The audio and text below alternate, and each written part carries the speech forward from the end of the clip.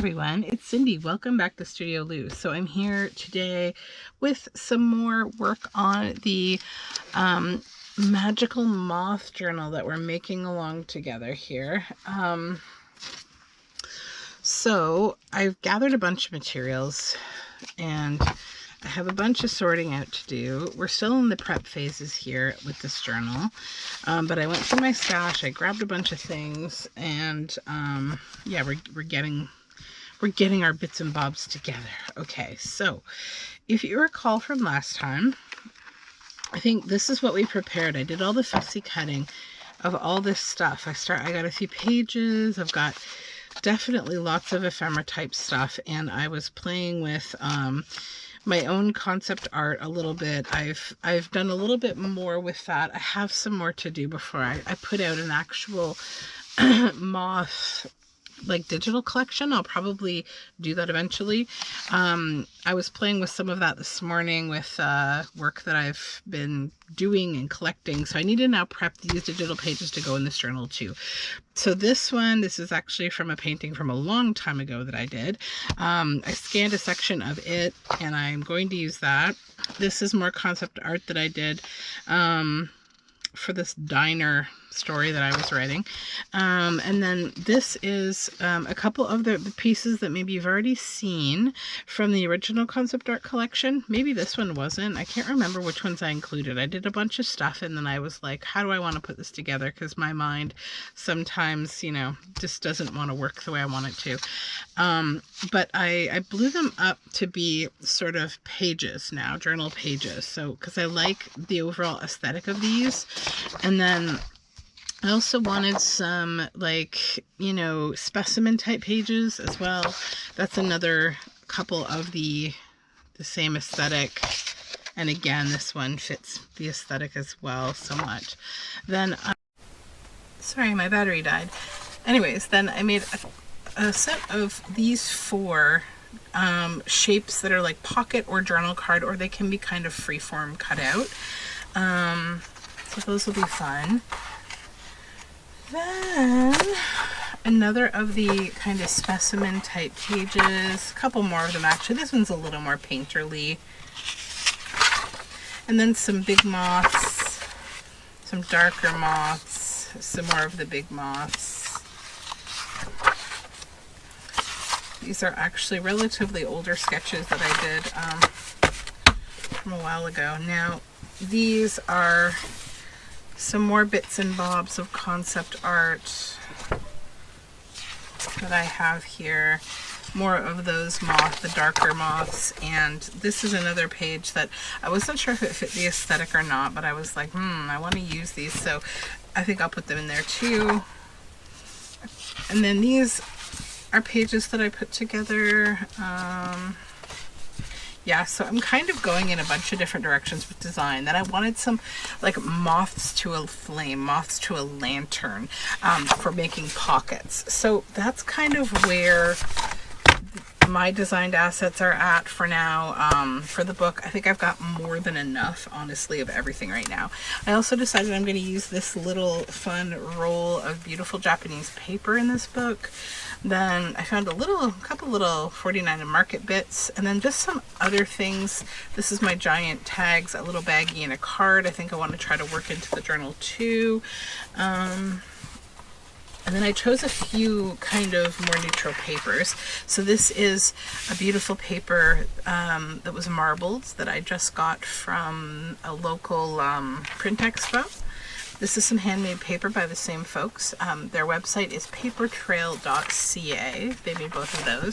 This is some of my own weird coffee dyed paper that I experiment with. I found this little paper doll. I can't recall who made her, but she was in my stash, so I want her. And then I found, I guess, oh yes, okay, so then this kit. All right, so this is, if you've been around for a while, you know that I am on the design team for the Junk Journal Studio on Etsy. I want to include some specimen cards. So we have these moths. from her kit. Like this page just gets me so excited, as does this one. So yeah, I really want to incorporate these in the journal for sure. I've got to play with what I'm going to use, and then I'll probably just make ephemera with the rest to go in other things, because your girl's got a few projects on the go. It's not a lie. I don't know what's going on lately. My brain is all over the place. I go through these phases where, like, I feel like a third of the time I'm normal and I just work at a normal pace, and then the other time I'm in hyperdrive one way or the other, either preparing way more materials than I can possibly house and starting 8 million projects at once, or like I'm super duper double time focused on a single project, and like I don't know, I go all over the place. I don't know why. So let's just prep some things. Also, I should tell you maybe the books. Okay, so I've got the International Butterfly book here. This is a beautiful, beautiful book of, oh, I'm upside down, but that's okay. You get the point. Look at these pages. Right? Amazing. So that is there if we need it. I've got this little bit of fabric that I just like, and I feel like it speaks mothy to me. I have The Way Things Are and Other Poems by Myra Cone Livingston, and I wanted to look in here and see if we could find some kind of a poem or two to go into the book. Because if you've been around, you know that I love poetry. Then I have this book that this is like a Japanese book that I've been pulling apart forever. It's just strange pictures, photography, etc. And I really love it. I'm planning to use it for parts of the Curiosa collection. I will probably try to pull some things out of it, but I thought I'd also look and see if there's anything for this. Then I have The World of Insects, this field guide. I thought we could probably get some moth goodness out of there somewhere. And then I have this beautiful moth fabric. Isn't that just amazing? I made my daughter a dress with this fabric when she was little, and this was the leftover. I mean, I still have enough to make a bodice, but like, it's not like we're living in a fabric desert in this house. So yeah, I thought it's okay. You can use this for your very specifically moth project. These are the conversations that I have with myself, like, oh, justify this and that using these things. Okay, so I think what I'll do, I also have to think about how we're going to deal with the other side of these. I didn't print anything on the back of these, and I was thinking, you know, I should have cabbage dyed the paper and printed it on that. That would have been very ethereal, but at the same time, I feel like I can also make it cool and ethereal, and we can do different things. So yeah, I'm not stressing. Just going to tear the edges of these papers. And what I actually should be doing is measuring against the book if they're going to fit. I'm trying to avoid using my guillotine because of this shoulder bicep thing I have going on. So if I haven't caught you up, I'm dealing with some kind of weird thing with my arm, and I need to be a little careful with it. Getting some tests done to make sure. Oh yeah, these will fit. But there's nothing more serious going on. But yeah, I got some of that done last week, and I have to get the rest done next week. And I'm getting it done. Okay, so we'll tear these out. I think they'd make marvelous pockets.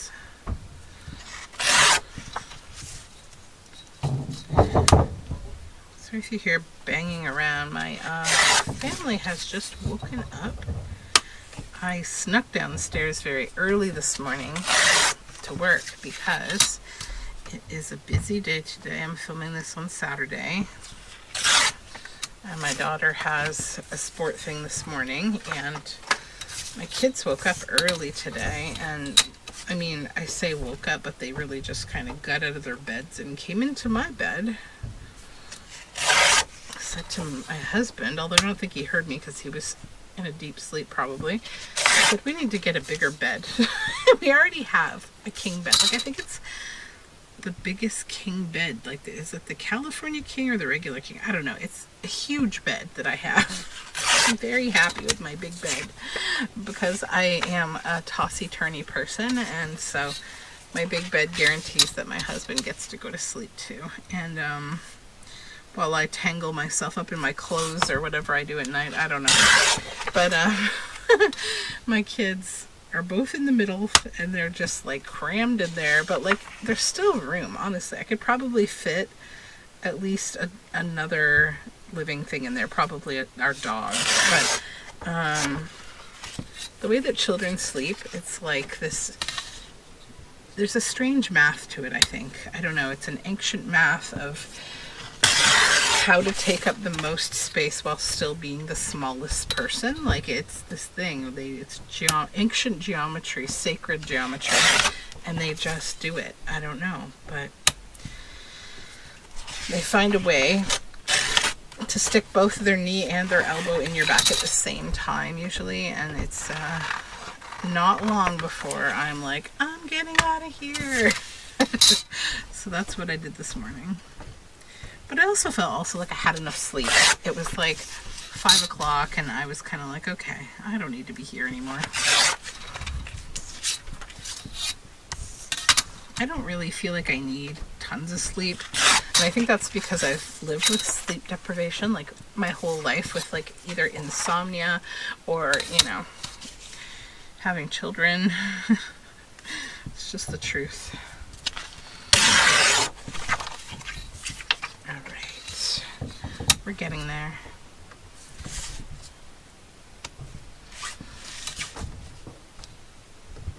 This is the phase where I feel almost like I need to hurry up and get these materials put together so I can get my pages in my press, and then, you know, get making ephemera, because we have a lot of work to do. But also, as days go by and we get closer to winter, I'm feeling a little more like relaxed in terms of like allowing myself to take the time to just make, and also thinking about, you know, don't strain this arm, and that is part and parcel of not treating yourself like a manufacturing factory or something, right? That's not what we're here for. We're here to be creative and make stuff.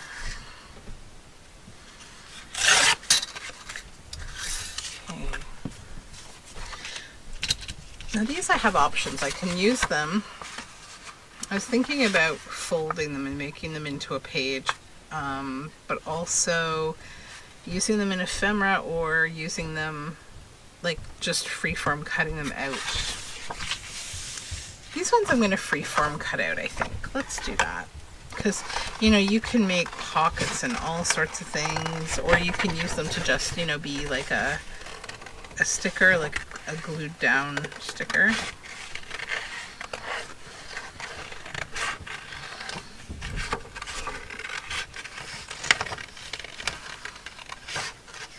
I went for the nicest walk yesterday, and I collected a whole bunch of leaves. Did a bunch of leaf printing. I'll probably show them in my Sunday share video.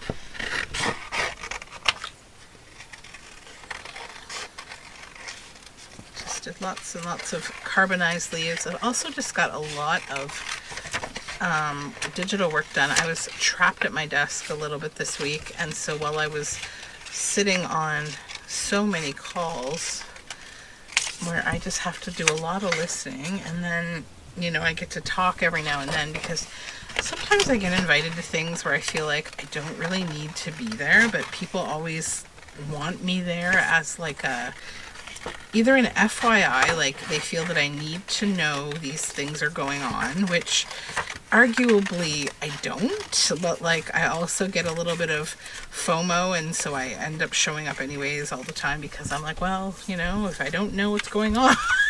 So it's a balance of imbalance, and also like they'll bring me if they're going to need like my technical or my business kind of information that I have in my brain.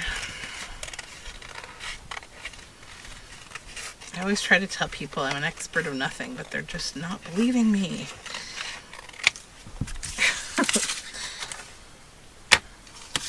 All right.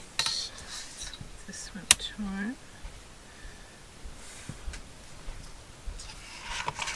thundering above me, which either means it's dog walking time, or that my husband will deliver coffee. Oh, I think it's dog walking. The dogs have won again. It's okay. I need to move some things off of my desk.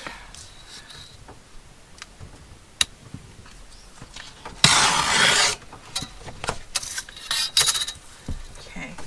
So I had this idea with myself that I was going to say no more thrifting when the snow flies. But I think I'm kind of going to try not to do a whole lot more thrifting. I've already filmed, I don't know, when will this come out? Yeah, so I've already filmed one more thrift haul video, but it's not necessarily a thrift haul video. It's kind of like stocking up before the winter on a certain kind of material, and you'll see it in my thrift haul video. But the other side of it is that I did end up going to the thrift store because, you know, the heart wants what the heart wants.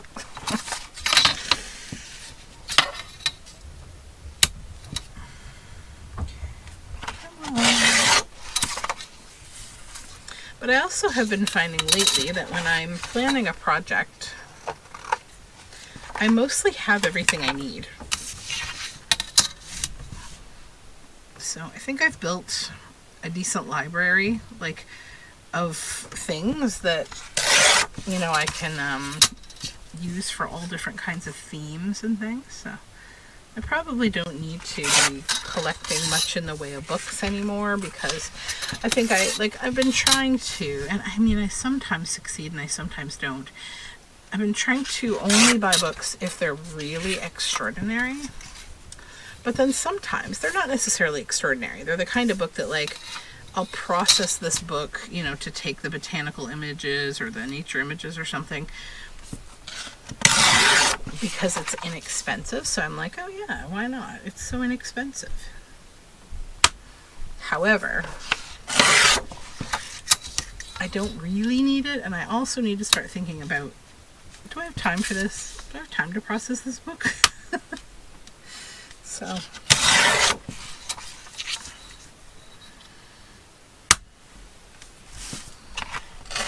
oops, I want these torn. Come.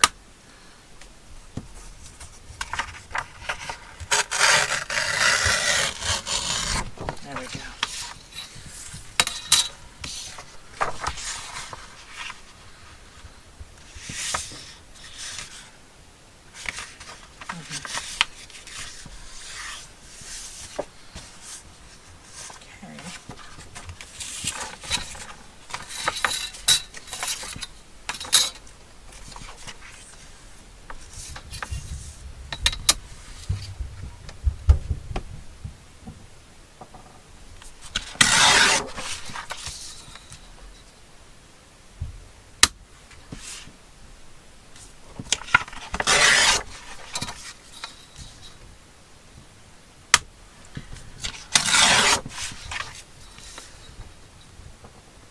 But I think after my daughter's done her stuff today, I might try to do something outdoors for a while. Maybe plan a picnic.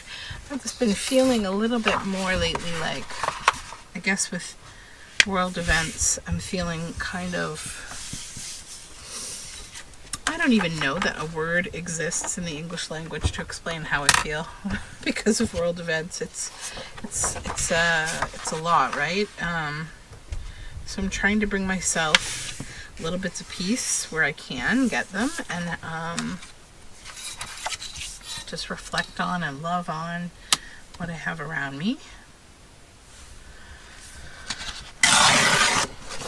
Just kind of like sending energy out to the world to just practice more peace. And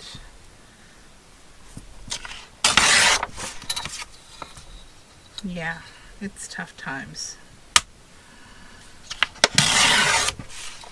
I don't like to talk a lot about it on this channel because I think, you know, we also need places like this to come to just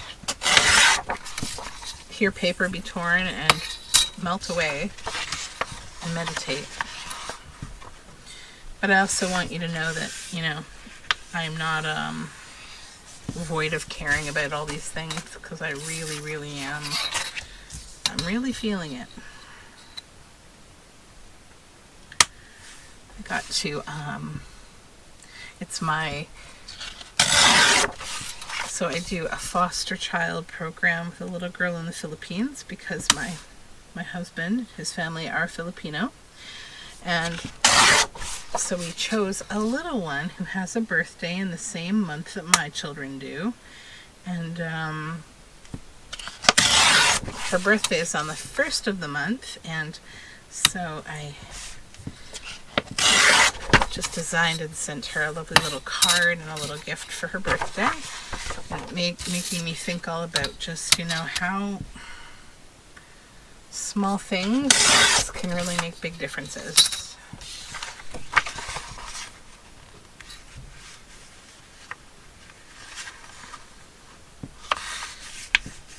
Trying to like use these kind of things as like big platform conversations to have with my kids about this kind of thing. Like this week we celebrated National Bus Drivers Week with, I made a really cute little journal for the bus driver with a Richard Scarry bus on the front, like with the little, all the little animals inside and the little bus driver. And I also put like a laminated, beautiful laminated maple leaf from the leaves that I laminated, and a little card that my daughter and I, we made the journal cover and the card together, and it just said, you know, thank you for getting me to school safely every day, but also thank you for demonstrating so much patience with all of us, kids and parents alike, because I gotta tell you, our bus driver, she's really, really nice, and like in a way that's hard to explain. She is, I would say, like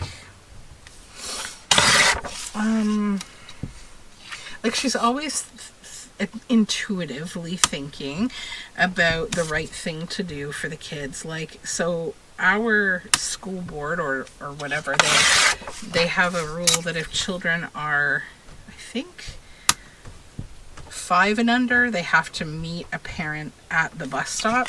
They can't walk home alone. And where I live, like for me, that's honestly like ludicrous. Like, I'm not letting my child walk home alone in this place that I, like the area I live in. I don't live in a dangerous area, but I do live in a city with a lot of people and busy roads. My daughter keeps asking me if she can, you know, do this herself and be independent, and I keep explaining, like, the day will come. But yeah, when the kids get off the bus, she sort of will stop each one, and she'll say, okay, you're meeting mommy, you're meeting daddy, oh, grandpa, okay, there's mom, there's dad, like, you know, as the kids get off. So like she quickly gets to know all of the kids and all of us with this behavior, you know. So like it's pretty great. And if the parent isn't there, then she just holds the kid in line and gets the next kid going. And I mean, I've seen her stop and wait for somebody who's running behind, you know, because that can happen when you're getting ready in the morning with kids and something you forget. And like I've seen people like literally running a block away down, and she sees them, and so she waits. And she never has a terse word. The only time that I've ever seen her be a little what's the word, maybe direct with people, is like when some of the little kids, they struggle to sit down on the bus. And so like when the parents pick them up, she says, like, please have a conversation with him about sitting down. He is standing up on the bus all the time, and it's really dangerous. And you know, that's important, right? That's an important thing to be discussed. And so one day there's kind of a repeat offender who you know, there's a couple of them, but the repeat offenders, these kids that stand up on the bus, I don't know what I want to do with these yet. I'm thinking about like pockets with a little flap at the bottom, so I'm just going to leave that whole. This one I might use for fussy cutting. Okay, that one I sort of feel like the same. I want to use it for drop-in ephemera type uses. yeah, so let's just leave those as they are, because I'm not going to use them as pages, and I'm going to wait and see how I will need them in ephemera, because like I said, I know I have too much stuff already for this book probably. But anyways, back to the bus driver. So she said, like, you know, if he gets one more report or two more reports, it's going to be a pink slip or whatever, and he'll be off the bus. So, you know, like, and I think she has to operate that way, because I mean, when one kid's not sitting and they're up and they're maybe walking around or jumping around or getting out of their seat, it not only affects them, but it affects everybody on the bus. It distracts the driver, and it distracts the other kids, and maybe for the other little kids, they'll kind of follow suit, right? Like if they're playing in the aisle or something. So yeah, I know that some of the kids on the bus, my daughter included, do try to help, like, because my daughter would just say, like, oh, you know, this one won't sit down. So I sat with her the other day because I sat on the outside and then she couldn't get out. So I just laugh because, you know, you get these retellings of whatever drama is going on the school bus from your kids. And you wonder, like, what really happened. Like, you know, so she told me one day something terrifying happened on the bus. And I said, what? And she's like, one of the little kids sat in the back with us. I mean, and she's 6, so she's not the little kid, I guess, anymore. And she's like, we were so scared that he was going to try to open the back emergency door. Like, why was he even back there? So I said, well, I don't think that it's easy, really. I recall there being like a big lever, as well as a big warning kind of sign on the back door of the bus, the fire emergency like door. You know, I said, I don't know that that's too much of a concern, but I don't actually know. I said, so yeah, I'd maybe talk to the bus driver about that concern. If you have, you know, if you feel like they were trying to open the door, let the bus driver know. But otherwise, you know, don't assume they're going to do something like that. Just like give them a chance, right? And then apparently one day somehow, like, I don't even know the telling of this, like what actually happened. This is one of these broken telephone situations, but like my daughter and I were walking back from the bus, and I kind of heard, like, there's like a grade 5 student on the bus, and I heard her talking about how one of the kids got off at the wrong stop. And it was this big deal, and, you know, I don't know what happened. The bus was a little late that day, and they only have 2 stops, so it's like not really confusing or anything.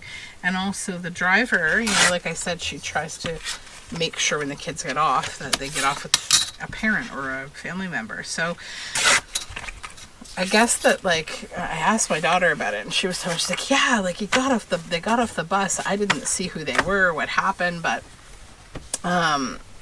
they went with someone who wasn't a parent. So I was like, okay, that doesn't sound good. So I know, like, we usually get some kind of notification from the school, like when anything happens. Like, you know, there was an ambulance called to the school for a kid who had I think it was actually just a nosebleed, but the nosebleed got really bad, so they called an ambulance, because, you know, they have a protocol, right? Like, they can't mess around with things, you know, like we can in our lives. When it's a school and they're responsible for your kid, they probably will take a step maybe beyond whatever you would. But that being said, yeah, that they sent out a message to all the parents to let them know the reason why there was an ambulance at the school, because, you know, otherwise rumors spread or things, you know, people panic about things. So I don't know, I didn't hear any more about it, and I've seen the same kids, but I guess they sorted it out. Oh, this marbled paper is so nice. Okay, so what fits and what doesn't fit with the... Oh, they all fit. That's great.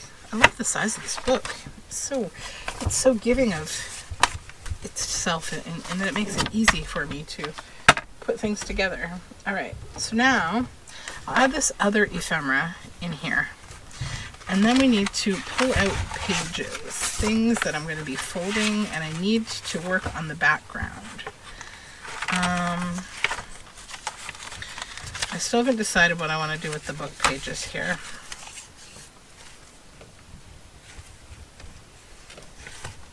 Not sure. I think I want to make like labels or something. Okay.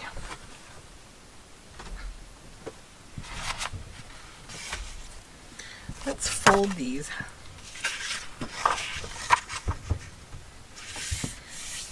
These mystery digitals that I don't know where they came from, cannot remember. But that's okay. I was sort of thinking about like how I mention things in videos, and I feel like, you know, I often say like I have a mess of digitals, and it's true, I do. Like I don't organize them that well, but I also think like maybe I don't always need to tell everybody everywhere I get everything, because like in some ways that's sort of like your own design process, and also like these places don't sponsor me. I'm a customer, and I think, you know, does everybody tell everybody where they get everything all the time? I don't know. So I think sometimes I will, but when it comes to promoting things, I think I'm going to stick with the design teams I'm a part of. When people are sponsoring me for something and I like what they've sponsored me for, or when it's my own work, which is probably a good 80% of what I do here ends up being my own work, like 70 maybe percent, I don't know, a lot. Okay, so now we have all these pages, and I need to determine, okay, how many signatures are we going to put in here? I think probably 7 would be good. Our spine is slightly curved, so it is about 1 1 1/8. So we can go, I think, with 7 signatures. So let's split these papers up, and then I can also choose like digital papers to go in here, or not digital, sorry, coffee dyed papers and stuff maybe. I'm not going to put the signatures together because I need to decorate the back of the pages still. So 1 2 3 4 5 6 and 7. And this is kind of just how I like to disperse, and I know this is, I could pull you out a little maybe, but it's okay. This is how I disperse design elements in the journal. So like, you know, the aesthetics get mixed up. Like I don't have both of those 2 pages, these 2 that I designed the same, in the same signature, right? So 1, or like I wouldn't put this with this. So it's 2 2 2 2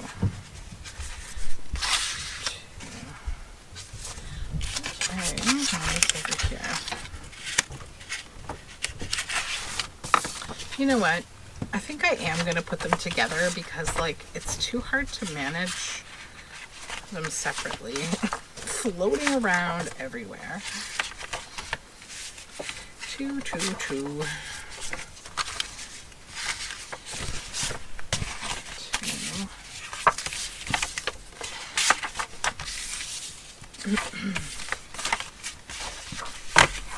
Each has 2, so now we'll go 3. And these aren't the order that these are going to stay in at all.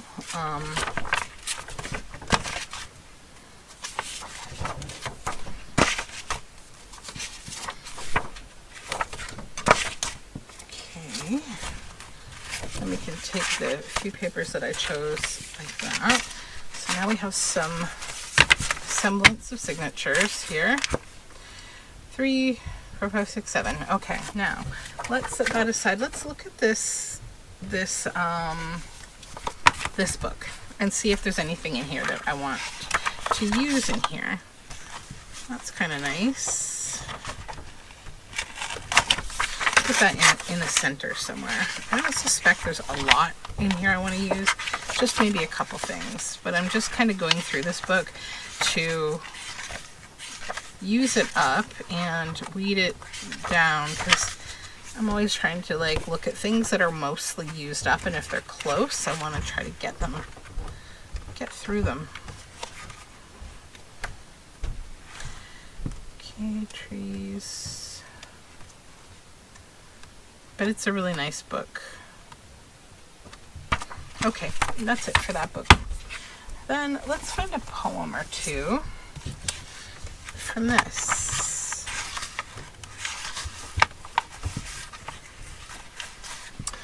Also, 8:30, okay. So I'm probably just going to pop a little break in here, and I will be back in a bit. Break is over. Okay, so I was thinking about getting a poem out of this book, but I actually don't think there are any that really apply to this journal, because like I liked the first one, but whenever I look at the whole fold of the page, the rest of it just doesn't go. So I have so many poetry books, we don't need to be dependent upon this one. But I did grab a couple other books. The Black Book of Colors. This is a black braille book, and it's really beautiful. And I seem to recall there being, on one of these pages, there was moths.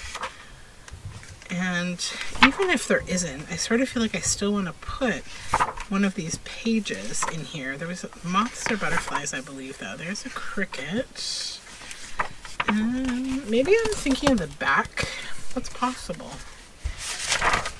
Let's just go through one more time. I like these feathers.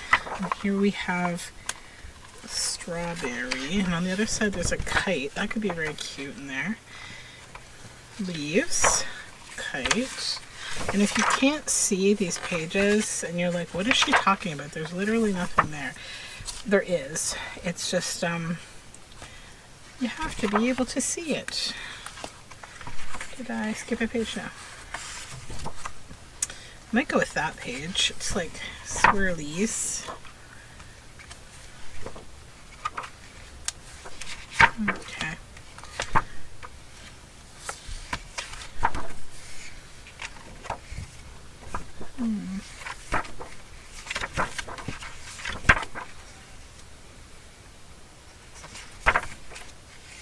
I'm going to go with this kite page. So, see, there's a kite there.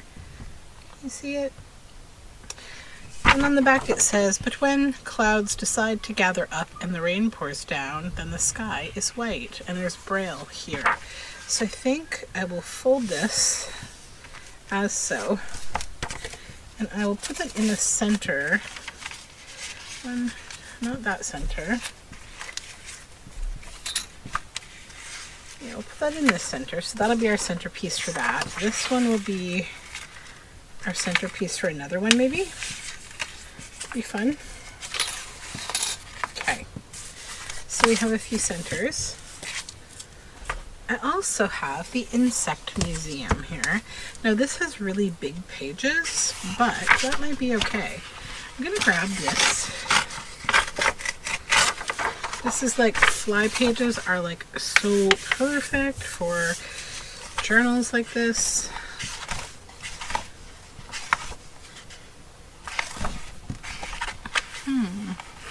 That would also be a really beautiful journal card.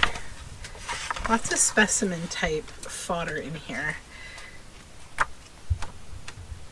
These have really big pictures.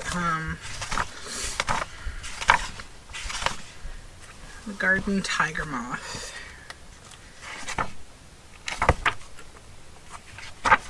Maybe. Oh, I like this one. But that is a fritillary, which I believe is actually a butterfly, not a moth. Not that I'm a huge perfectionist at having to have all of these species be exactly.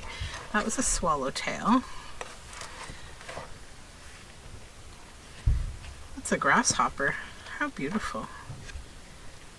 Grasshoppers. I often see really interesting grasshoppers but they always hop away before I can really get a good look at them, except for the green ones that like, those ones are a little more patient to just sort of hang around. I took a walk probably a month ago with my daughter at this really nice place that we go, and there was a ton of grasshoppers. We sometimes get them in the garden, and I know that they're not the best thing in the garden because they do munch on things, but I sort of think about, I'm willing to trade the problem for the presence of the grasshopper, because I haven't really experienced a whole lot of impact from grasshoppers. I guess they don't really care too much about what I grow, or I don't care about whatever it is they like to snack on. So I pulled this out because I want to use this, and then I want to also use the bits and bobs here. I like this little Master of Scape. The worst enemy of the garden tiger moth is the bat, which couldn't care less for the coloring warnings when chasing it during the night. However, our moth is not short of resources. It bears on both sides of its body a special auditory organ sensitive to the ultrasounds emitted by its chasing predator. As soon as it senses the signal, the moth's flight pattern becomes erratic and spasmodic, and then it falls to the ground. If that is not sufficient, it then resorts to the ultimate weapon, 2 tympani on the abdomen, enabling it to produce powerful clicks. These are very close in intensity to those emitted by the bat, which then becomes completely disoriented by this phantom echo. Wow, that's pretty cool. Like echo warfare from a moth. Sorry, I don't know that one. And apparently the smart device, oh, you know why? Because ECHO is the name of the device that's talking to me. That's funny. Okay, so then I also have the world of insects, and I was going to see if I couldn't find a nice moth page to use from it. I guess I could look in the index and see where the moths are in this book if I haven't torn it apart. We'll see if it has an index back here. Here we go. Ba, ba, ba, ba, ba.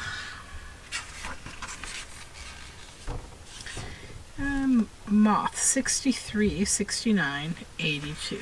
Okay. I don't think I've pulled too many pages out of here, so 63. Kind of yucky. No. That looks like a grasshopper laying eggs. How is that a moth? 69. Also not seeing a moth. Oh, maybe. Nope. And what else does it say? 82. I think this is a confused index, because thus far I've seen nothing moth related. There's nothing moth related on there unless it's just the word that's mentioned, and maybe there are no moths in this book at all, except that was a moth. That's a butterfly. Okay, it's a swallowtail. There just may not be moths in here, except for a few words that may mention them. This is a pine processionary moth. And what is on the other side here? Those are bees. Paper wasp. I think I will just say it's okay, maybe. Ooh. This is a moth. Yeah, the green oak tortrix. That's a moth for sure. Let's pull that out. Let me just check. What's on the other side? Probably not a moth, right? Oh, there's loads of moths here. Yes, there's moths. I don't really care about that a whole lot. So we're going to just pull this out. But let's take a look. And this little... Oh, that's nice. Butterflies. Wings. This is a butterfly. These are moths. Nocturnal moths.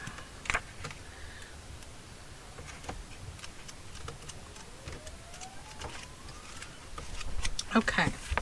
So that's all of the book harvesting I'm going to do today, and I think I will wrap this video up, but I just wanted to sort of show you where I'm going with this, still in the planning stages, and maybe next time I will work on the kit from the Junk Journal Studio. So thanks for hanging out with me for part 2 of How Many I Don't Know, and I'll talk to you again very soon. Bye for now.